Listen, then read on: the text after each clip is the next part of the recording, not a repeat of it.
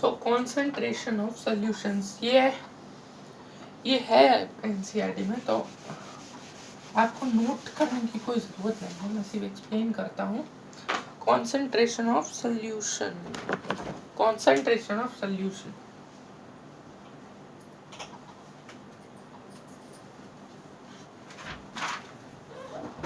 concentration of solution.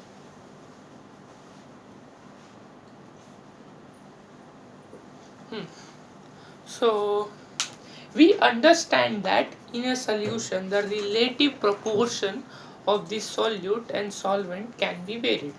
यानी कि जो ये सॉल्यूट और सॉल्वेंट की जो प्रपोर्शन है, अब जैसे कि नींबू पानी में होती है, चीनी ज़्यादा होती है, चीनी कम होती है, पानी ज़्यादा होता है। सो जो रिलेटिव प्रपोर्शन होता है वो उसका वेरिएशन चलता है, उसके वजह से सॉल्यूशन वेरी करती है। Now depending upon the amount of solute present in a solution, now depending upon कितनी चीनी है नींबू पानी में, ये डिपेंड करता है कि solution can be concentrated, dilute और concentrated और a saturated solution। वो डाइल्यूट होता है, concentrated होता है या saturated होता है। So dilute and concentrated are comparative terms, ये तो आप सब पता कर सकते हैं। नाउ अब एनसीईआरटी का एक्टिविटी 2.3 देखेंगे क्या है।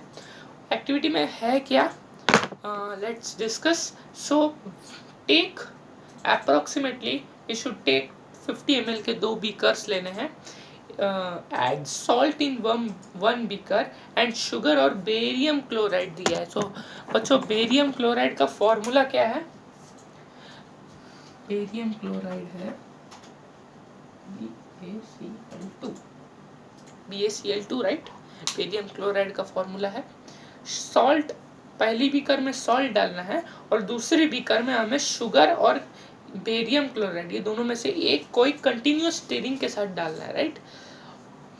When no more solute can be dissolve, जब आप बेरियम क्लोराइड या शुगर या सॉल्ट को मिक्स होने के बाद देख नहीं सकते हो, या तो आपको पता चल जाता है कि अब वो और डिसॉल्व नहीं होगा, तब जो बीकर, दोनों बीकर में जो कंटेंट है उसे हमें हीट करना है। So to raise the temperature of about 5 degree Celsius. So उन दो बीकरों में जो वाटर है उनकी टेम्परेचर 5 डिग्री सेल्सियस तक बढ़ा देनी है। अब now we should start adding this solution again. अब ये जो बेरियम क्लोराइड या शुगर और सॉल्ट जो फर्स्ट बीकर में हमने डाला था, ये फिर से उन दोनों बीकर में डालना है। क्या अमाउंट जो सॉल्ट और शुगर और बेरियम क्लोराइड हमने डाला था उसका जो अमाउंट है वो 5 डिग्री सेल्सियस टेम्परेचर के वाटर में डिसॉल्व हो पाएगा। Same is the amount of salt and sugar or barium chloride can be dissolved in water at a given temperature the same. Now for this, now we will learn about solubility. Solubility.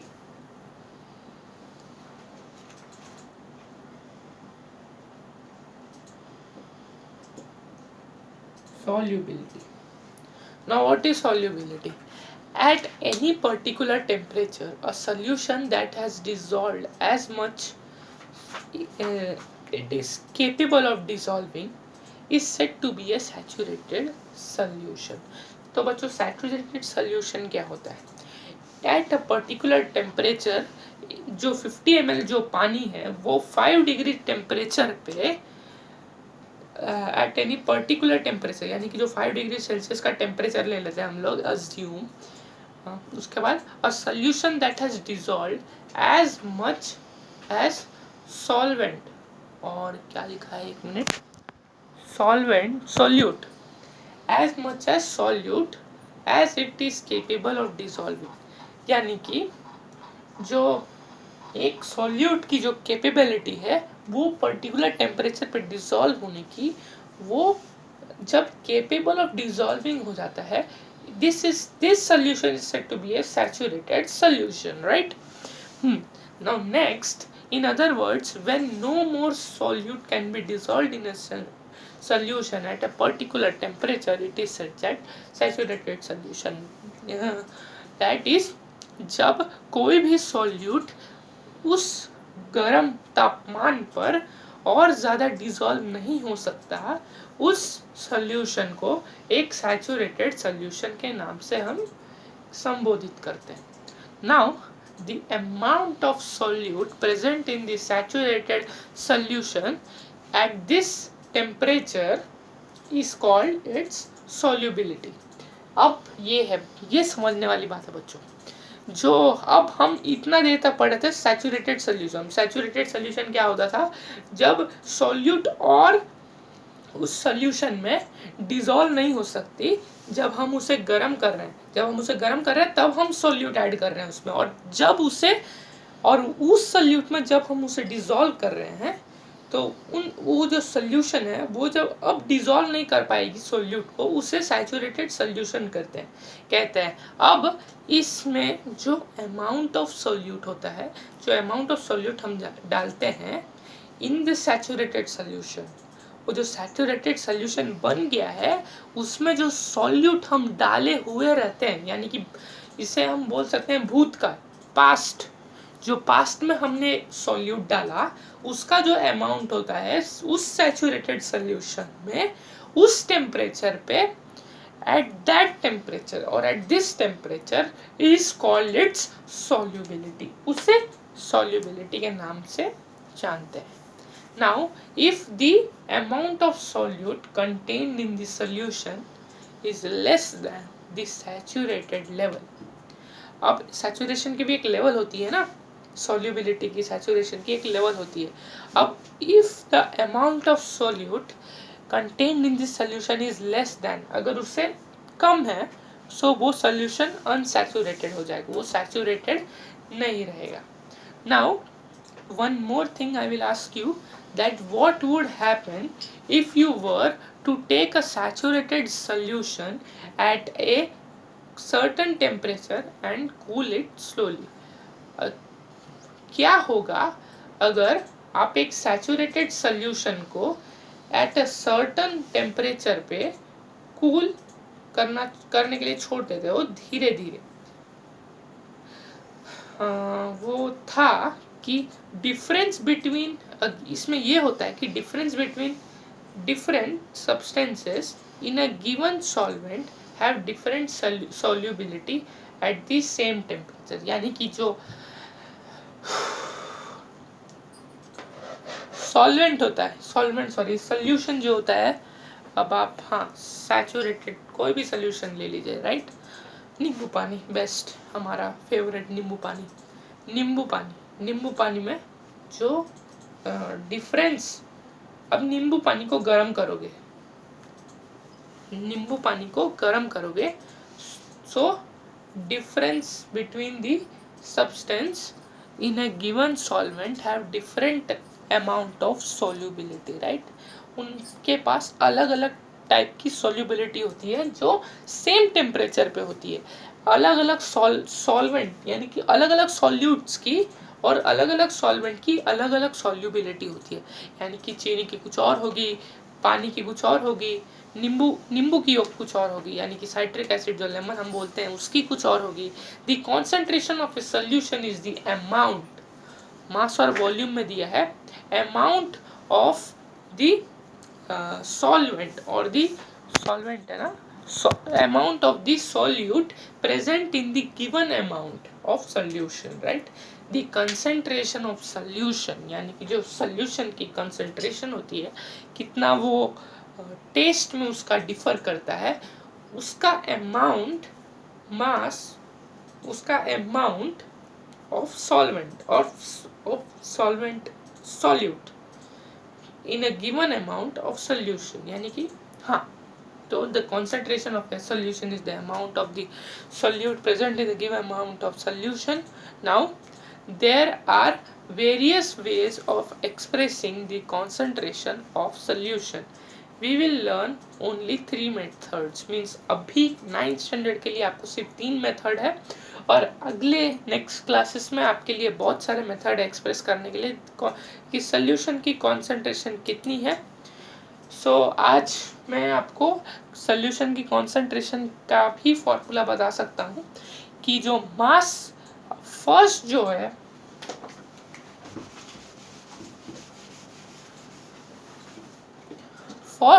है formula वो है मास by mass percentage of a solution. अब solution की मास by mass percentage तो आप कैसे निकालोगे? ये first one is very simple. The mass of a solute upon mass of a solution into 100. Now mass by मास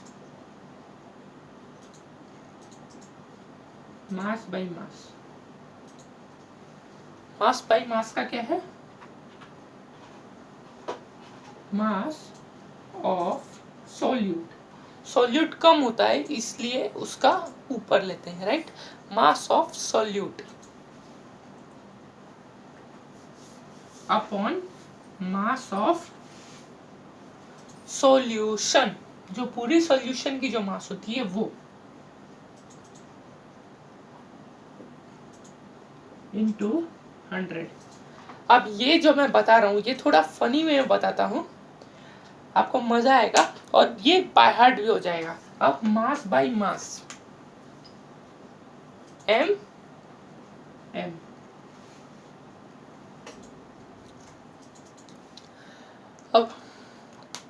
अब ये बारिश का सीजन आने वाला है, राइट? ये 3rd चैप्टर है आपका. आपको अभी इस बार ये पढ़ाया जाएगा, राइट? सो एम मनुष्य सॉरी व्हाट, हाँ, ह्यूमन बीइंग्स को हिंदी में क्या बोलते हैं? मनुष्य, राइट? सो एम मनुष्य, right? Let this M be मनुष्य. मास बाय मास का सेकंड मास का एम है मनुष्य की ओर. सो ये एम लिख देंगे मनुष्य, राइट? अब दूसरा एम, बारिश में सबसे ज्यादा परेशान क्या करता है? मच्छर, एम. सो ये मास हो जाएगा मच्छर, राइट? सो मास बाय मास यानी कि मच्छर बाय मनुष्य. अब मच्छर बी बीमारी, मच्छर बीमार करेगा मनुष्य को. ये सेंटेंस दिमाग में बैठा लो. कॉन्सेंट्रेशन ऑफ सॉल्यूशन का फर्स्ट जो वे है एक्सप्रेस करने का वो है एम बाय एम. मच्छर बीमार करेगा मनुष्य को. Mass by mass of a solute upon mass of a solution into 100. अब सेकंड का करते हैं mass of a volume, mass by volume percentage. अब मास जो हो रहा है by mass by volume of a percentage. So इसमें ज्यादा डिफरेंस नहीं होगा, ये सेम आ जाएगा. Mass of solute upon volume of solution. Solution की वॉल्यूम हो गई, ठीक है, इनटू 100. नाउ अब एम बी, ठीक है. अब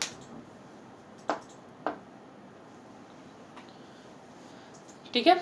अब थर्ड वन जो है हम लोग का वो है volume by volume of a solute upon volume of a solution into 100. Volume by volume of solute upon volume of solution, ठीक है. सो ऐसे आप जल्दी बाय हार्ट कर सकते हो. पहला हुआ मास बाय मास. सो मच्छर बीमार करेगा मनुष्य को, ठीक है. So mass of solute upon mass of solution into 100, mass by volume percentage of a solution, mass of solute upon volume of solute, अभी volume, so volume of solute upon volume of solution into 100. So बच्चों आज के लिए सिर्फ इतना ही.